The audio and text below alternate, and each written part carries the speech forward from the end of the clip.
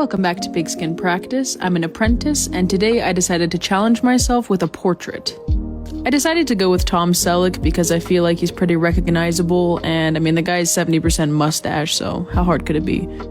I started off by blocking out the most important features of his face so I could go back and shade the rest later. Once I finished the rest of the shading, I added a few white highlights to finish it up. Overall, for my first tattoo portrait, I think it went pretty well. You can tell that I rushed a couple of spots, specifically in the shirt area and in the hair. If I had just spent a little longer in those areas, I think it would have looked much better.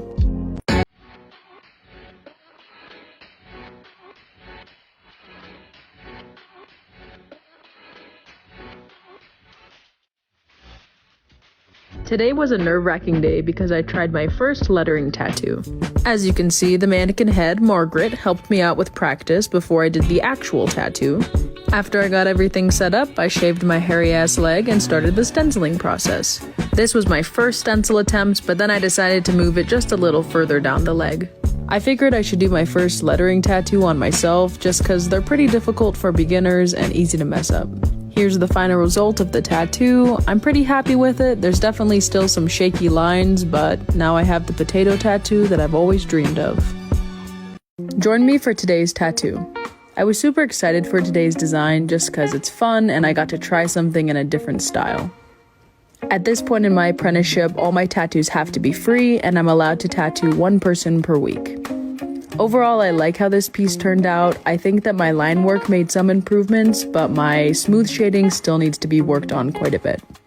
I'm an apprentice, and today we're ditching pigskin to tattoo my brother Max. This is the piece we're doing. It'll be my first traditional piece, as well as my first color piece that I've ever done on a person. My biggest fear with this piece was overworking the skin, so I really tried to just take my time with it. The weakest point of this tattoo is definitely the line work, but I thought my color packing was okay for the first time, even though there's still room for improvement.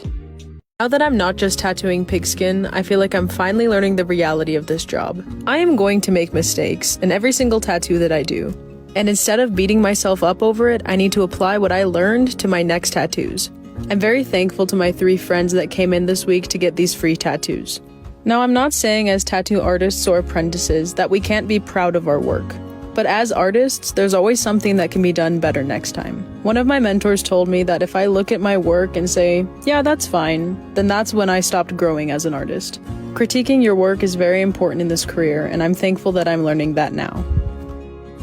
Over the past 14 months, I've been apprenticing to become a tattoo artist. The first half of my apprenticeship was drawing assignments, and then eventually I was allowed to tattoo pigskin. After practicing with pigskin for a while, my mentors let me move on to tattooing friends and family members. I'm extremely grateful to everyone who let me tattoo them because I definitely learned the most during this stage. I'm super excited to say that my mentors told me I was ready and I just graduated from the apprenticeship program. It's crazy to me that I get to call myself an actual tattoo artist, and thank you guys for following along my journey.